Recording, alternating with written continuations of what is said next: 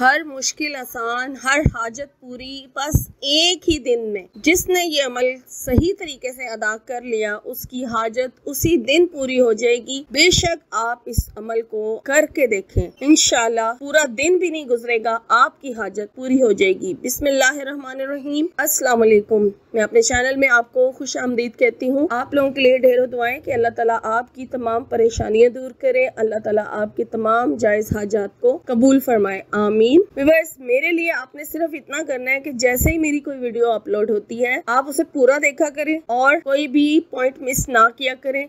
उसमें आप ही की भलाई की बातें होती हैं और वजीफे को सही तरीके से बताया जाता है। तो पूरी वीडियो शुरू से एंड तक देखा करें और लाइक्स जरूर कर दिया करें, शुक्रिया। तो आज के अमल की तरफ चलते हैं। जो भी आपकी हाजत है, जो भी आपका मसला है, कोई भी किसी किस्म की परेशानी है और आप चाहते हैं फौरी तौर पे आपको उसका हल मिल जाए और आपका मसला हल हो जाए या आपकी हाजत पूरी हो जाए, तो बस ये अमल कर लें। इसको बेशक अपनी ज़िंदगी का हिस्सा बना लें। जिस तरीके से भी आपको आसानी हो आप इस अमल को कर लें। मैं आपको बता दूंगी कि ज़्यादा तासीर रखने वाला अमल इसमें कौन सा है, बाकी आप पे डिपेंड करता है। इसको चाहे कम तादाद में पढ़ें या ज़्यादा तादाद में पढ़ें, दोनों ही सूरतों में ये बहुत पावरफुल कुरान पाक की आयत है। इसको पढ़ने से मामलात ज़रूर ज़रूर ज़रूर हल होते हैं, क्योंकि ये हमारे नबी पाक सल्लल्लाहु अलैहि वसल्लम ने भी जिक्र व अस्कार बताए हैं इस अमल को, इस आयत का, कि ये रोज़ाना पढ़ने से इससे परेशानियां दूर होती हैं, या इसको पढ़ने का मामूल बताया गया है। नबी पाक सल्लल्लाहु अलैहि वसल्लम ने इसको पढ़ने का बताया है कि आप ज़रूर पढ़ें, अपने जिक्र व अस्कार में इसको ज़रूर शामिल करें। तो मैं बात कर रही हूँ सूरह तौबा की आखिरी बहुत ही ज़्यादा पावरफुल आयत का, यानी जो सूरह तौबा की बिल्कुल आखिरी आयत है, 129 नंबर है उसका, आयत नंबर 129 है, 129, उसकी बात कर रही हूँ। ये पूरी आयत आपने पढ़नी है। इसके पहले भी बहुत सारे वज़ाइफ दिए जा चुके हैं, लेकिन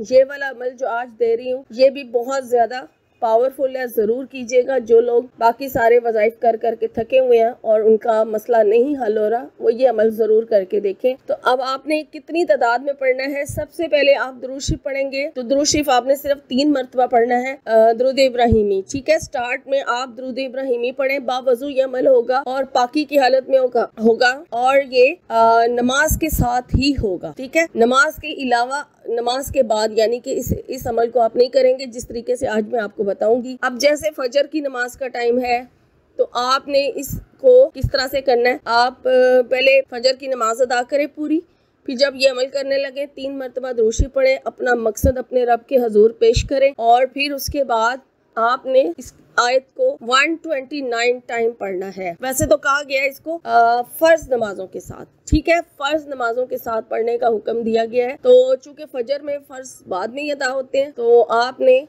पूरी नमाज अदा कर लेनी है और 129 मरतबा आपने सूरह तौबा की आखिरी आयत पढ़नी है। और फिर जब मुकम्मल हो जाए 129 की तादाद, फिर लास्ट पर आप अपने मकसद की दुआ करें और फिर उसके बाद 3 मरतबा दुरूद शरीफ पढ़ लें। ये एक नमाज के साथ का अमल है।